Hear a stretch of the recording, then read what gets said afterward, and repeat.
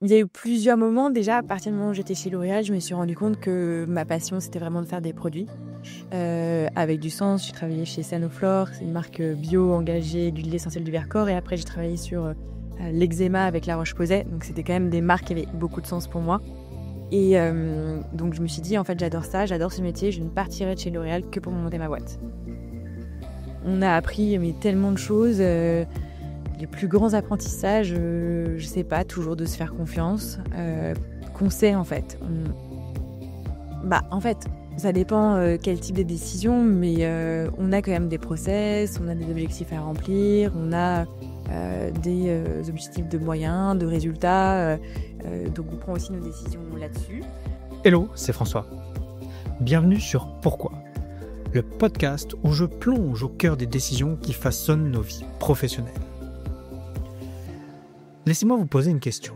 Vous êtes-vous déjà retrouvé face à cet instant où tout peut basculer ? Cette fraction de seconde où un simple choix pourrait non seulement redessiner vos vies professionnelles, mais aussi vous aider à mieux travailler, créer, avancer avec efficacité. Moi, oui. Et c'est exactement ce que je propose d'explorer ici. Dans chaque épisode, avec des invités, entrepreneurs, artistes, penseurs, j'essaye de lever le voile sur les mystères de nos choix. Pourquoi prenons-nous certaines décisions et pas d'autres ?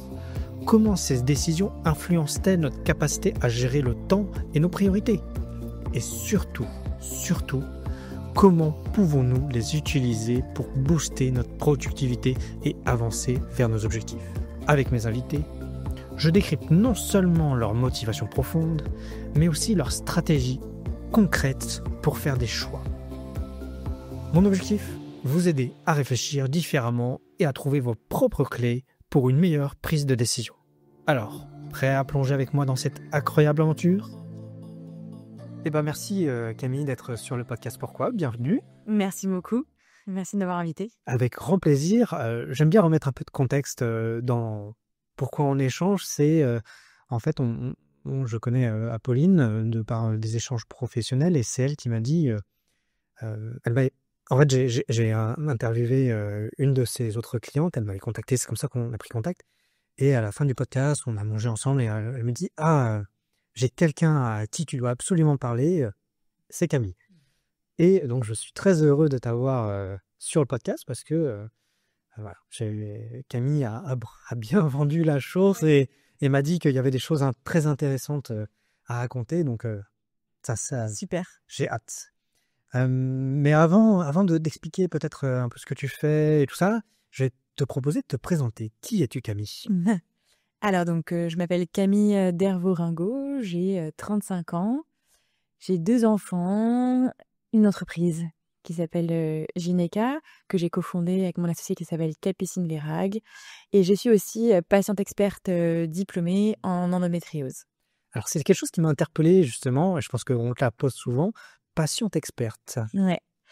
En fait, donc j'ai suivi un DU, un diplôme universitaire de la faculté de médecine, qu'on appelle de l'éducation thérapeutique du patient. C'est un DU qui est ouvert à la fois aux soignants et aux patients de maladies chroniques, pour être apte à encadrer des programmes qu'on appelle des programmes d'ETP, d'éducation thérapeutique du patient, qui sont des programmes qui aident les patients de maladies chroniques, donc ça peut être Alzheimer, Parkinson, BPCO, endométriose, avec des suivis personnalisés et des ateliers de groupe pour améliorer la qualité de vie. Et donc pour ça, pour pouvoir organiser un programme, animer, en fait, il faut avoir des formations. Et c'est en ça où on est patient expert ou patient partenaire. Ok. Moi, je ne connaissais pas ce type de formation, c'est intéressant. Ça doit ouvrir pas mal de connaissances de sujets, en fait. Oui, on apprend énormément de choses. En fait, la réalité, c'est qu'on apprend surtout à se positionner. C'est-à-dire que quand on fait de l'éducation thérapeutique, la philosophie derrière, c'est de rendre le patient acteur de sa pathologie et de sa maladie, Et donc, du coup, le rôle des soignants et des patients partenaires, patients experts, n'est pas d'avoir un rôle descendant, comme ça peut exister. C'est vraiment c'est pas un rôle de témoignage. En fait, on est là pour être un catalyseur et par des outils d'éducation thérapeutique, donc de photolangage, de brainstorm, plein de divers outils. En fait, aider le patient à trouver les clés en lui-même pour voir comment il peut, avec ses compétences, améliorer sa qualité de vie. Ok. Ouais, donc un gros point, mais c'est intéressant. Pour être très franc, j'avais jamais entendu parler de ça, donc je découvre un peu. C'est des choses qui sont implémentées depuis longtemps? C'est né dans les années 80 avec le sida aux États-Unis. En fait, c'est venu du fait que les premières thérapies proposées pour les personnes atteintes du VIH n'étaient pas du tout adaptées à leur mode de vie. Et en fait, il y avait un énorme décalage entre les labos et les médecins et les patients. Et qu'il a fallu en fait recréer ce qu'on appelle l'alliance thérapeutique quand on fait de l'éducation thérapeutique pour que les patients et les médecins travaillent main dans la main pour avoir en fait une qualité de vie, puisque là c'est pas des traitements, mais pour avoir une vie décente et en fait qui aille au Dieu. Donc ça vient du cancer, après ça a été implémenté du sida pardon, après ça a été implémenté dans le cancer et maintenant donc c'est en France et sur les maladies chroniques. Ouais. Donc voilà. Ok. Et à côté de cette expertise, tu as monté une boîte, mais je vais plutôt te poser la question de manière différente, c'est qu'est-ce que tu fais dans ta vie professionnelle? Dans ma vie professionnelle, je fais plein de choses. Je suis chef d'orchestre d'une marque experte de micronutrition qui aide les femmes avec l'endométriose. Et donc, qu'est-ce que je fais? Enfin, je parle à des patientes, je parle beaucoup à des médecins, à des ostéopathes, à des kinés. Je réalise du contenu pour éduquer sur l'endométriose. Je réfléchis avec mon associé à des formulations pour créer d'autres cures qui puissent améliorer la qualité de vie. Voilà, c'est ça mon quotidien. Ok. Et avant de passer un peu à comment t'en es arrivé là, puis à comprendre un peu ce que c'est, ton activité tous les jours, je vais te demander comment tu te définis professionnellement? Je suis une entrepreneur maintenant. Ok. Ouais, C'est ouais, entrepreneur ou chef de petite entreprise. Enfin, voilà. Mais j'explique souvent pourquoi cette question, parce que aussi, c'est que les auditeurs du podcast ont l'habitude, quand si vous êtes récurrents, c'est qu'en fait, on a toujours une vision des personnes, et j'aime bien demander cette vision, comment les personnes se voient, parce que ça donne plein d'éléments sur la personne, donc une entrepreneuse. Ouais. Super.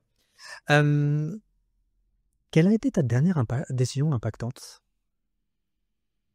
Dans mon travail ou dans ma vie? Alors, dans ton travail ou dans ce qui te semble le plus judicieux de raconter, de nous partager? Dans la dernière, enfin, vraiment impactante, j'ai fait le choix de mener ma vie professionnelle et personnelle de front, puisque je suis tombée enceinte de mon deuxième enfant. L'entreprise, enfin, nous venons de commercialiser nos cures depuis 1 mois. Voilà, donc j'ai accouché, l'entreprise avait 6 mois, moins d'1 an, quoi. Enfin, Ah oui. 6 mois, mais voilà, moins d'1 an. Et donc ça, c'est vraiment un choix que j'ai fait très structurant et qui a eu beaucoup d'impact et positif, parfois aussi négatif ou plus difficile sur ma vie. Ouais. Ok. Comment tu as pris cette décision? Alors, pas forcément de tomber enceinte, c'est pas le choix, mais de vouloir mener ces deux, je vais dire combats, mais c'est pas des combats, hein, ces deux sujets de front. En fait, pour moi, les priorités sont quand même assez claires dans ma tête. Ma famille sera toujours ma priorité et ensuite mon travail, et je suis convaincue que si je vis longtemps, franchement, à la fin de ma vie, en fait, je pense que la vie professionnelle, c'est quelque chose de magnifique parce que ça nous prend toute l'énergie et en même temps, c'est tellement éphémère et qu'à la fin, est-ce que c'est ça qu'on retient? Je pense que nos enfants s'en fichent un peu de ce qu'on fait et tant mieux. Et donc, du coup, je me suis toujours dit, oui, Gynéca, c'est une partie, c'est mon 3e enfant et j'ai dédié toute mon énergie et je fais beaucoup de sacrifices pour, mais ça reste quand même un épisode professionnel, ça ne sera pas, c'est pas ma famille. Et donc, une fois que j'ai dit ça, mais j'étais un peu face à mes réalités parce que, bah voilà, pour être une femme, enfin, quand on est une femme, on a quand même plus ces questions-là. J'avais une fille qui allait avoir 3 ans, et je me suis dit: «Bah oui, en fait, si, je veux vraiment enfin, j'ai toujours voulu avoir plusieurs enfants, donc si c'est vraiment ma priorité, bah, faut assumer, en fait, ses priorités». Et donc du coup, c'est comme ça que je me suis retrouvée à mener les 2 de front. OK. Et justement, si on revient un peu sur ta carrière professionnelle, tu n'es pas tombée, dans l'entrepreneuriat depuis le début. Tu as eu un parcours en finance et Mmh. en marketing, hem, dans divers Oui. entreprises. Avant de tomber dans l'entrepreneuriat, qu'est-ce que toi aujourd'hui tu retiendrais si tu devais faire un peu un bilan sur ces différentes années pré-entrepreneuriat, sur un peu la prise de décision ou le monde professionnel? Ouh là, prise de décision professionnelle, bah, beaucoup de choses parce qu'en fait, avant de me lancer, j'ai travaillé presque 10 ans, une petite dizaine d'années, et j'ai beaucoup changé d'univers parce que je me suis réorientée. Donc même en finance, j'ai fait des choses différentes et après je me suis réorientée en marketing. Donc j'ai vraiment, puis j'ai fait de la start-up, une boîte de 10 personnes, enfin, j'ai fait, le grand écart entre les groupes du CAC 40 et les toutes petites entreprises. Hem, j'ai appris énormément de choses. Ce que je retiendrai, c'est que c'est pas forcément les petites, entreprises qui sont celles où on est le mieux, qui nous forment le plus. Moi, j'ai adoré mon passage. Je travaillais 5 ans chez, L'Oréal, et j'ai adoré ça. J'ai appris énormément de choses. Donc voilà, et aussi que, le salariat, c'est quand même très, très différent, de l'entrepreneuriat dans le sens où, en fait, si on est dans une entreprise, notre but, c'est quand même de se faire, enfin, pour évoluer, de se faire bien voir, alors que l'entrepreneuriat, le but, c'est de faire survivre l'entreprise. Et donc c'est quand même assez différent, et je pense que ça demande des compétences qui sont différentes, et je pense être une bien meilleure entrepreneur que j'étais une salariée. OK. Ah, c'est intéressant comme point de vue. Qu'est-ce qui j'ai envie de dire, qu'est-ce qui te fait dire ça? Bah, parce qu'en fait, je j'ai pas du tout d'aspect, politique, Mmh. faire savoir, c'est pas vraiment mon truc, et puis, je pense que j'avais des incompréhensions quand on faisait des choix qui ne servaient pas le business, mais en fait qui servaient parce que, voilà, il y a des projets qu'on va faire, et voilà. Donc je me sens beaucoup plus à ma place en étant entrepreneur, que salarié, où je pense que, voilà, j'étais un peu moins à ma place. Et avant de vouloir comprendre un peu pourquoi tu es dans l'entrepreneuriat, tu le mentionnais, tu as eu, donc une réorientation entre tes Mmh. choses, je crois, c'est la finance et le marketing. Mmh. Et j'ai lu un de tes posts, LinkedIn où tu expliques un peu, pour un peu cette période-là Mmh. qui était que, dans le post, tu disais que tu avais un trou de 6 mois dans Ouais. ton CV, que, tu t'étais posé beaucoup de questions. Mmh. Moi, ce qui va m'intéresser, c'est de comprendre qu'est-ce qui t'a fait, si tu peux l'identifier bien sûr, qu'est-ce qui t'a fait dire: «OK», le moment qui t'a fait dire: «OK, je veux partir sur ça»? C'était long. En fait, je pense que j'ai toujours voulu, faire, du marketing. Enfin, quand je suis rentrée en école, de commerce, j'avais un rêve, c'était de travailler dans la fonction publique, du coup, j'ai fait tous mes stages en fonction publique, en administration. Et enfin, dans mon école, on n'a pas de majeur, donc on fait ses parcours à la carte, et donc j'avais à la fois des cours, bah, de fonction sur la fonction publique, sur la décentralisation, voilà, et en même temps des cours avec Procter& Gamble et LVMH, donc j'ai toujours aimé ces deux côtés. Et bon, bah, j'ai fait mes stages, voilà, et en fait, pendant cette période de 6 mois de creux, je me suis retrouvée vachement face à moi-même, et sont revenues, en fait, des envies que j'avais toujours eues. À un moment, j'avais voulu, enfin, j'aime beaucoup, tout ce qui est littéraire, la philosophie. J'ai fait une licence de philosophie à côté de mon école de commerce, et je me suis dit: «Bah, peut-être que je vais passer le CAPES, pour devenir prof, peut-être que je vais écrire un livre». En fait, je me suis vraiment cherchée, et à un moment, c'est devenu une évidence. Je me suis dit: «Mais en fait, j'ai toujours voulu faire ça». On me dit c'est je me freinais et je me donnais des barrières parce qu'on me disait: «Oui, mais c'est impossible de se réorienter en marketing, en produits, tu y arriverais pas». Il y avait vraiment des gens, que je croisais qui me disaient: «C'est impossible, ça ne marchera pas». Et je me suis dit: «Bon, bah, OK, bah, c'est potentiellement impossible, mais là, j'ai envie de tester, donc je vais tester et je vais voir». Et en fait, c'est ça qui m'a donné, le passage à l'action. C'est je me suis dit: «En vrai, on n'en sait rien si c'est possible, et on va voir». Et j'ai vraiment envie de faire ça. Je pense que je me suis dit: «Je pense que je serais forte là-dedans». Ouais, ce qui est un moteur très puissant. Oui. Et ce qui est notamment ce qui est notable, c'est que, je trouve que c'est un caractère qui est assez récurrent dans les entrepreneurs, c'est de ne pas se laisser freiner ou de plus se laisser freiner, parce que des fois, par se dire, ah, ça, c'est pas possible ou ça, c'est possible. Ça, c'est vrai. Et en fait, à partir de ce moment-là, comme je me souviens très bien que j'avais fait plusieurs déjeuners avec des connaissances, des gens qui voulaient m'aider, mais qui me disaient, c'est pas possible, tu n'y arriveras jamais.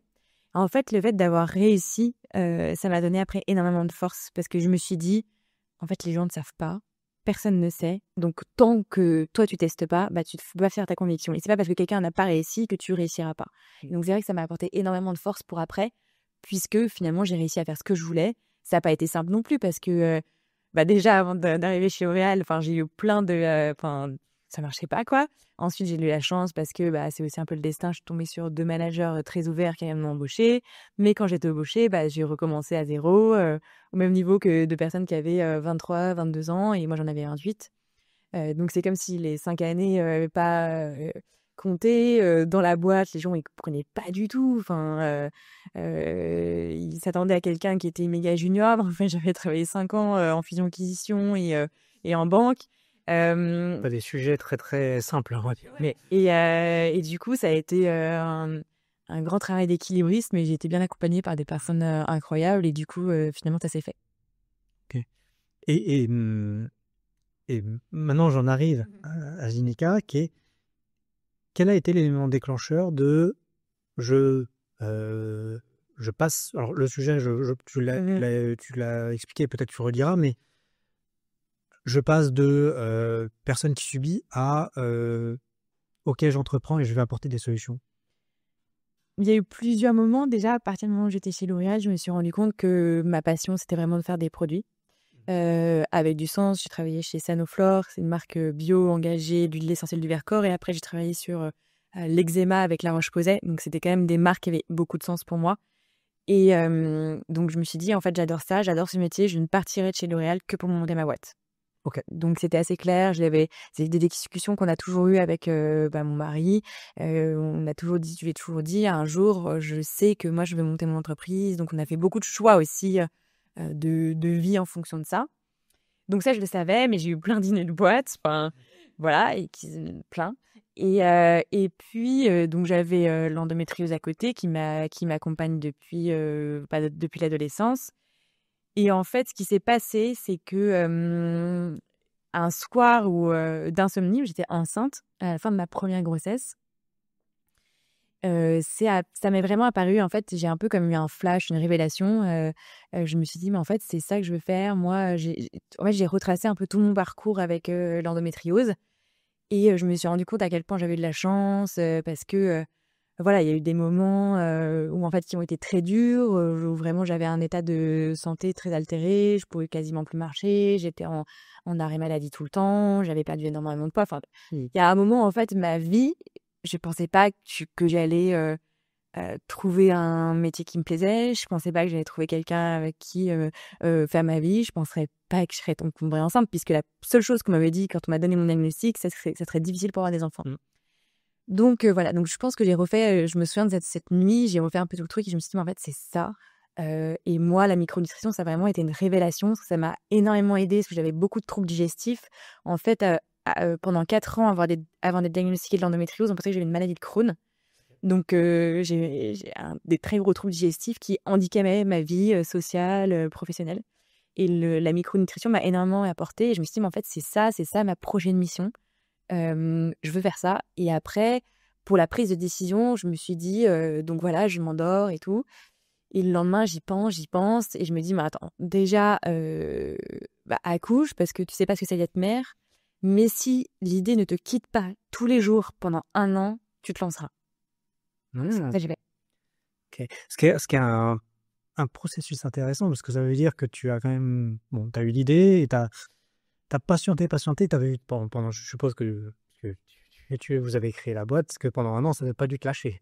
Non, j'en parlais tout le temps, j'y pensais. J'ai repris un autre poste chez L'Oréal que j'adorais.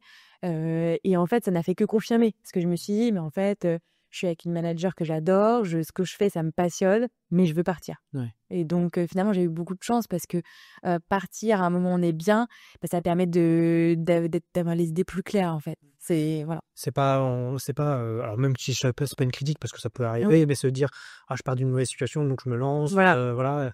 Là il y avait vraiment, là il y avait une volonté plus que claire Ouais. et qui était en fond quoi. Oui, oui. Et d'ailleurs, quand je suis allée voir ma manager pour lui dire, elle m'a dit, «Évidemment, enfin, c'est sûr». Donc voilà. Donc c'est comme ça que je me suis dit, parce que je suis quand même quelqu'un d'un peu impatient qui peut se précipiter, donc je me suis dit: «Attends, donc si pendant 1 an, c'est vraiment pas parti, alors là, je le ferai». Ouais. Et comment s'est passée la rencontre avec Capucine? Est-ce que tu la connaissais d'avant? Parce que vous êtes 2 associés. Hem, Comment ça s'est passé? En fait, du coup, je cherchais quelqu'un pour m'accompagner dans cette aventure, mais qui me soit, complémentaire, qui ait fait des études de micronutrition, qui, sache développer des compléments alimentaires, qui a un profil de biologiste et en fait, on a été mis en contact et c'est comme ça que je lui ai proposé de prendre un café et on avait des amis en commun et voilà, ça s'est fait comme ça. Le fit Ouais. a été de suite ou c'est une construction? Non, le fit a été tout de suite. Ah, Ouais. Parce que j'avais déjà fait plusieurs cafés et donc c'est un peu comme une date, donc les 3 premières secondes, en tout cas moi je savais si c'était bon ou pas. et elle, comment elle l'a pris? Je sais pas, mais je pense qu'en fait elle était dans un moment où elle cherchait aussi, donc c'est un peu un alignement des planètes, quoi. Ouais, Mmh. je trouve que c'est les meilleurs moments et c'est les moments les plus jolis, si j'ai envie Mmh. de dire. Hem, Comment on se lance sur un marché, du micronutriment, sachant que c'est un métier, c'est pas du médical, hein, d'accord, c'est du Non, c'est du complément alimentaire. complément alimentaire, mais qui reste un domaine très sensible dans le sens où ça quand même ça s'approche de c'est de l'alimentation, mais c'est, souvent on l'associe, tu vois? Moi, par exemple, je l'associerais à du domaine médical, voire Mmh. paramédical. Mais comment on se lance dans un domaine sur ce domaine-là, en plus sur une maladie qui est, chronique, qui est, alors on en parle de plus en plus, ou du moins moi dans mes cercles on en parle de plus en plus, mais je suis pas sûr que nationalement ce soit encore, très, Oui. très connu. C'est des domaines quand même un peu confidentiel. Comment on se lance?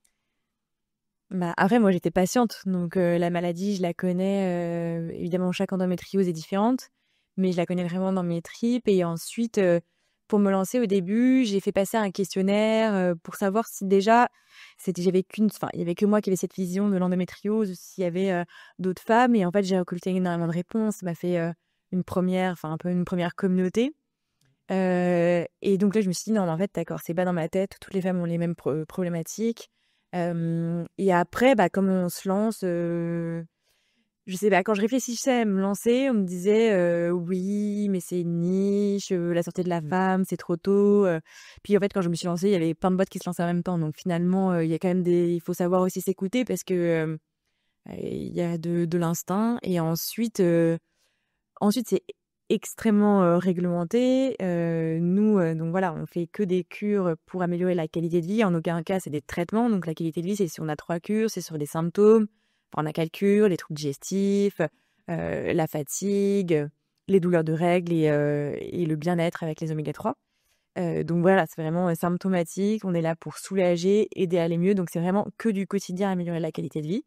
Et après, bah, on a travaillé depuis le début, main dans la main, avec des professionnels de santé, des docteurs en pharmacie, médecins de la douleur, gynécologues, ostéopathes, kinés. En fait, c'est comme ça qu'on fait je pense, enfin, un produit qui est à la fois très expert et accessible. Oui, parce que, je vais le dire comme ça, même si c'est, vous le produit, vous le sortez pas du chapeau. Non. C'est quand même, quelque chose, alors déjà tu as une associée qui est, microbiologiste, et vous avez été voir des experts, des choses comme ça, ouais? Oui, oui. Donc on a développé nos 3 cures avec une docteure en pharmacie qui a un DU de micronutrition, qui est spécialisée en santé de la femme. Nos cures, on les a fait valider par des gynécologues, spécialisés en endométriose et maintenant de toute manière, on est, prescrit sur des ordonnances par des gynécos, des, médecins, de la douleur, médecins généralistes. Donc oui, non, non, c'est vrai, c'est quand même on se base c'est que des actifs à l'efficacité prouvée, donc tous les actifs qu'on utilise, ils ont des études, certains ont même des études, cliniques, randomisées, double aveugle. Donc en fait, on a pris le parti de faire, depuis le début vraiment des produits très experts et du coup un peu, oui, médical, oui. Ouais. Ce qui est, quand vous avez dû avoir les premières prescriptions, ça devait être une sacrée victoire. Ouais, non, ça, c'est incroyable parce que pareil, tout le monde m'avait dit que ça arriverait pas, tout de suite ou voire jamais.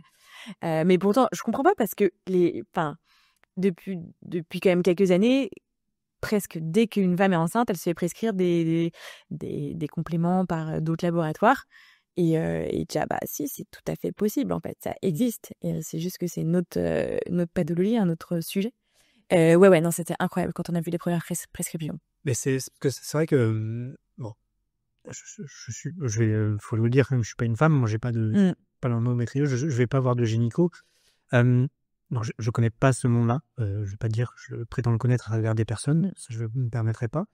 Mais, de toute façon, le monde médical a l'air toujours d'être un peu difficile à rentrer quand on vient avec des produits, qu'on n'est pas un gros Mmh. laboratoire. Mais tu en es la preuve, que, bah, en fait, c'est tout à fait possible. En fait, c'est possible si on répond à un besoin Mmh. avec des produits de qualité et qui fonctionnent. Voilà. Donc, nous, ce qu'on permet, c'est que les gynécologues n'ont pas de réponse. Pour, les femmes, l'endométriose, c'est 6 symptômes principaux. C'est, des règles douloureuses, des troubles digestifs, des troubles urinaires, des douleurs au rapport, des douleurs neuropathiques, des difficultés à concevoir, oui, je pense que j'ai tout dit. Et en fait, le traitement de première intention qui est proposé à l'heure actuelle, qui n'est pas un traitement curatif, c'est la pilule en continu. Donc on propose aux femmes d'avoir, une pilule qui va faire qu'elles n'ont plus leurs règles. Mais ce traitement, il est très bien, mais en fait, il répond qu'à un seul des symptômes, un seul des 6. Et du coup, les gynécologues, ils sont quand même assez, laissés, pour compte, assez seuls puisqu'ils ont des patientes pour qui ils n'ont pas de réponse. Et on sait que le problème de l'endométriose, c'est qu'à l'heure actuelle, c'est uniquement une prise en charge pluridisciplinaire, une prise en charge globale qui va avoir un impact sur la qualité de vie si on veut avoir une vie décente. Hem Du coup, bah, en fait, ça va être avec de l'ostéopathie, du yoga, l'acupuncture. Donc la HAS, la Haute Autorité de Santé, elle recommande dans la prise en charge de l'endométriose le yoga, l'ostéopathie, l'acupuncture. Donc c'est dire. Et après, il y a la sophrologie, la kiné et aussi la micronutrition. Donc pour les gynécologues, en fait, ils nous prescrivent parce que ça les aide, ça leur donne une réponse qu'ils n'avaient pas. Ouais, c'est une, oui, un élément de réponse, qui est, qui leur permet de répondre effectivement. OK. Je vais repasser un peu du côté, entrepreneurial. Mhm. Heu, Comment vous décidez, avec ton associé, comment vous prenez des décisions impactantes, j'ai envie de dire? Est-ce que vous avez des process? Est-ce que c'est de la pure discussion? Mmh, Bah, en fait, ça dépend, quel type de décision, mais on a quand même des process, on a des objectifs à remplir, on a, des, objectifs de moyens, de résultats, donc on prend aussi nos décisions là-dessus. Heu et après, c'est aussi beaucoup de discussions parce qu'il y a beaucoup de choses, c'est la première fois qu'on le fait et donc là, ça va être plusieurs on va itérer, en fait. On va réfléchir, de son côté, ensemble, prendre l'avis d'autres personnes et après remettre en commun et c'est comme ça qu'on va décider. Tu mentionnes parler avec d'autres gens. Vous êtes accompagnés un peu sur la partie, stratégie, décision, des choses comme ça? Pas trop sur la partie stratégie, ni la partie décision, mais on a des gens qui nous accompagnent, mais qui sont là quand on les sollicite. Ouais. Voilà. OK. Donc on en demande souvent leur avis plutôt sur des côtés, financiers, Mmh. tout le financement. Et justement sur l'aspect financier, j'ai cru voir, mais tu me corriges, hein, je veux pas me tromper, il y a eu une campagne Ulule, Ouais, c'est ça? Hem, qui a d'ailleurs été un succès. ouais, Alors elle date un peu peut-être, 2023. ouais, Mmh. 2023, c'est ça. Mais qu'est-ce qui vous a amené à vous dire: «OK, il y a besoin d'une campagne Ulule pour», ça doit être au début à peu près du projet, Mmh. c'est ça? Nous, c'est avant d'avoir les cures. Ouais, Mmh. d'accord. Donc pour de la production? Oui, alors après de la production, il est quand même déjà lancé, OK. parce qu'il y a quand même des délais. Mais oui, bah, en fait, c'était pour, voilà, avoir, pour tester aussi, l'appétence, le marché, est-ce que ça va fonctionner? Est-ce qu'il va y avoir une demande? Finalement, ça a été bien au-delà de nos espérances parce que, bon, les 24 premières heures, c'est le premier cercle, mais en fait, la campagne a beaucoup plus fonctionné que ce qu'on pensait. On a été mis en avant, on est passé dans la presse. Et du coup, ouais, c'était pour tester en fait le besoin du marché, financer une partie de la production et se faire connaître. Mmh. C'est, C'est souvent quelque chose que je remarque, en fait, que la campagne de financement, outre l'aspect très monétaire qui peut parfois être Mmh. utile, c'est un peu un test de marché, un peu, pas déguisé, je ne vais pas aller jusqu'à là, mais un peu un test de marché, en fait. Oui, mais pour moi, c'est très clair, hein. Mmh. C'est pas déguisé. C'est très clair parce qu'en fait, c'est, on propose d'acheter, déjà un peu à moindre coût. Si personne n'achète, ça veut dire que ça n'intéresse pas. Ah, c'est pas vrai. Après, on peut se raconter des histoires, mais Oui. si je pense qu'on a tout mis en place pour que les gens puissent acheter, prendre connaissance, enfin, pas tout le monde, c'est toujours, confidentiel, mais qu'il y a rien, moi je trouve que c'est important de tester son marché. Ok. Parce que sinon on peut s'épuiser en tant qu'entrepreneur, sur des choses qui fonctionnent pas. Il y a rien de pire que d'avoir un produit ou un service, parce que pour moi, je mets les deux ensemble, Mmh. où il n'y a pas de besoin derrière Ouais, et être convaincu en plus qu'il y a un besoin. ouais, c'est ça. C'est soit on est early stage Ouais, et parfois, il peut y avoir un besoin, mais en fait, l'usage va être différent et va être compliqué. Il y a aussi ça, parce qu'on aurait pu se dire, bah, oui, il y a un besoin, mais en fait, est-ce que les femmes vont avoir envie de l'acheter? Mais bon, voilà, donc il y a différentes étapes, ouais, tout à fait. euh, genre, de la même manière dont je t'ai posé la question sur des enseignements un peu que tu as vus sur tes présentes expériences, aujourd'hui, vous avez un peu plus de 2 ans d'existence. Un peu moins, ouais, Un peu ouais. moins, voilà. Un peu moins de 2 ans. Quel bilan tu tirerais un peu sur, tu me disais tout à l'heure que tu te trouvais, meilleure entrepreneuse que Mmh. salariée. Aujourd'hui, comment tu dirais quels ont été tes plus gros progrès ou tes meilleurs apprentissages sur ces 2 ans-là d'entrepreneuriat? Ouais, bah, en fait, j'ai tellement appris que, pour moi, quand, tu reparles déjà de la campagne du Jules qui était il y a 2 ans, j'ai l'impression que c'est la préhistoire. Heu, on a appris, mais tellement de choses, les plus grands apprentissages, je sais pas, toujours de se faire confiance, qu'on sait en fait. On sait où on veut aller, on a une vision assez claire et en fait, à chaque fois qu'on s'est un peu écarté, finalement, c'était une mauvaise idée, et qu'en fait, il faut se faire confiance. Pour l'instant, on se débrouille bien. Après, on sait jamais, mais pour l'instant, on se débrouille bien et voilà, qu'il faut apprendre à prioriser et que malheureusement, en entrepreneuriat, on est toujours sollicité. Il y a toujours des gens qui nous donnent des très, très bonnes idées, et il faut quand même avoir un cap clair, sinon en fait on peut se perdre, parce qu'on peut pas tout faire, on peut d'ailleurs faire pas grand chose en même temps, quoi. OK, et quels sont le quel est le futur pour Gineca? Le futur, bah, c'est vraiment de continuer, de se faire enfin connaître du plus grand nombre, il y a 4 millions de femmes en France qui ont, de l'endométriose. Pour donner un peu une échelle, il y a 270 000 personnes qui ont Parkinson, Ouais. donc c'est, démentiel la différence. L'endométriose, c'est comme la prévalence, c'est comme le diabète ou le cancer. Voilà, donc il y a autant de cancers par an, il y a autant de diabète de type 2 que d'endométriose. Heu bah, c'est de continuer de toujours avoir, la meilleure qualité possible, de travailler avec les patientes, d'aider à faire connaître, les solutions qui existent, la pathologie, travailler avec les professionnels de santé pour vraiment, bah, voilà, être reconnue, comme une marque experte, sur la santé de la femme. Puis il y a une grosse part aussi de ce que d'ap pas d'apprentissage, excuse-moi, de pas de prévoyance, zut, je trouve pas le mais Prévention, de prévention et d'éducation. et d'éducation, ouais. Oui, oui, énorme. En fait, il y a toute une partie de notre travail qui est aussi d'éduquer notre marché. Mmh. Donc c'est pas forcément très simple, mais c'est aussi ce qui est passionnant.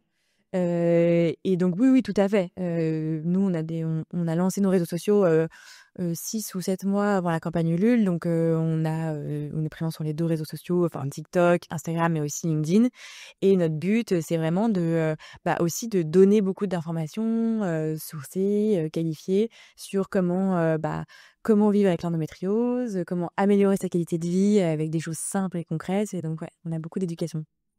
Justement, ça me fait penser à LinkedIn Mirage. Je dévie un peu le thème du podcast, mais c'est toujours une question que je me suis posée et que je me la pose, régulièrement. C'est vrai que vous incarnez beaucoup votre marque Mmh. à travers vos réseaux Mmh. sociaux, ce qui est, moi, je trouve, c'est une bonne chose, et j'ai rien à redire, mais comment vous envisagez, est-ce que vous craignez pas le moment, parce que moi, c'est un j'ai pourquoi je pose cette question? C'est parce que moi, alors j'ai pas d'entreprise à moi, mais j'ai eu des entreprises à moi, et à un moment, on a eu du mal à faire cette bascule d'incarner puis de désincarner Oui. pour faire grandir la marque plus loin. Vous, comment vous vous envisagez, si vous êtes déjà posé la question sur ce point-là, en fait? Oui, je pense qu'on n'y est pas encore, mais effectivement, ça sera un enjeu. Après, enfin, là, moi, j'ai mon côté, enfin, je suis patiente experte, donc j'ai aussi, enfin, je sais pas, cette capacité aussi, je pense, rassembler sur d'autres pathologies, sur les femmes, sur d'autres problématiques, féminines, et qui, du coup, me font sortir de l'endométriose. Et puis l'endométriose, en fait, c'est tellement tentaculaire que, ça englobe plein, de problèmes féminins, de sous-pathologies, qu'on connaît quand on a de la ménopause. Parce qu'en fait, les traitements qu'on nous donne, c'est de la ménopause artificielle, qu'on connaît quand on a, des cystites interstitielles, parce qu'en fait, dans l'endométriose, on a des troubles urinaires, qu'on connaît quand on a un syndrome, de l'intestin irritable, parce qu'en fait, on a des troubles digestifs. Donc en fait, il y a déjà beaucoup de choses avec cette, super maladie, tentaculaire, qui fait qu'on parle à beaucoup de types, de besoins différents. Voilà, mais c'est sûr qu'à un moment, il y aura un chemin. En fait, je me pose pas trop de questions, je pense qu'il sera aussi naturellement. Mmh. OK. Bon, voilà. C'est vrai que c'était la petite question un peu supplémentaire. Je vais avoir deux dernières questions, mais la dernière est très, très simple. La, dernière question, c'est quel conseil tu donnerais à, alors il y en a qui la posent comme ça, c'est dire à une toi plus jeune, mais à toute personne qui veut se lancer, dans le même secteur que toi ou pas, parce que c'est pas forcément, et tu dirais: «Ah, ce conseil, moi j'aurais aimé qu'on me le donne». Mmh. Ouais, il y en a plein, vraiment, pour moi, c'est d'avoir cet équilibre entre, se fier, aux chiffres, à l'analytique et à son instinct. Je pense que c'est aussi la définition un peu de l'entrepreneur. Enfin, ça dépend ce qu'on fait, ça dépend, mais sur des choses qui sont un peu, innovantes, il y a quand même une part d'instinct ou après ça dépend, je pense, des personnalités. Donc je suis très intuitive, donc je pense qu'il y a voilà, se faire confiance. OK. Super. Dernière question, comme promis. Si on veut te contacter, parler du sujet avec toi, de ce sujet ou d'autres sujets, où est-ce qu'on peut te contacter le plus facilement? Le plus facilement, c'est sur LinkedIn. OK, Voilà. super. Et bah, si vous souhaitez parler, le message est passé. En tout cas, bah, merci beaucoup Merci. pour l'échange et je suis super content parce que j'ai appris plein de choses. Donc, Merci beaucoup, merci de m'avoir invitée. et bah, avec grand plaisir et à très vite. À bientôt. Waouh, un épisode bien riche, comme d'habitude. Tellement riche que je vous propose de faire un petit débrief pour retirer les quelques éléments que moi j'ai retenus et surtout, n'hésitez pas à me dire ce que vous en pensez. Allez, le petit débrief. Ce qui m'a particulièrement marqué durant cet échange avec Camille, c'est son courage. Car oui, alors, comme je dis dans le podcast, je ne suis pas une femme, je ne suis pas sujet à ces choses-là, mais de ma connaissance, l'endométriose est quelque chose de très impactant dans une vie. Et avoir cette maladie, vouloir y apporter sa contribution dans la résolution, dans l'atténuation de cette maladie, et d'en faire son métier, de créer son entreprise, et de prendre des décisions qui ne sont pas faciles tous les jours, et bah, je suis assez admiratif. Surtout qu'elle arrive à mettre un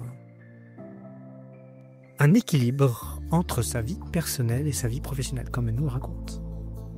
Et ça, alors oui, je m'écarte un peu de mon sujet traditionnel qui est la prise de décision en entreprise, mais ça fait aussi partie des décisions. Et ça, je trouve ça. Voilà, c'est fini. J'espère que vous avez apprécié cet épisode du podcast. Et dernière petite chose avant de vous laisser partir. Je souhaitais savoir s'il vous était possible de me mettre 5 étoiles sur iTunes ou de liker le podcast. Voilà, ça aide toujours, ça fait du bien. N'hésitez pas à le partager d'ailleurs sur tous les réseaux sociaux que vous avez. Ça peut être utile à tout le monde. Et puis sur ce, je vous dis à la semaine prochaine. Salut, ciao.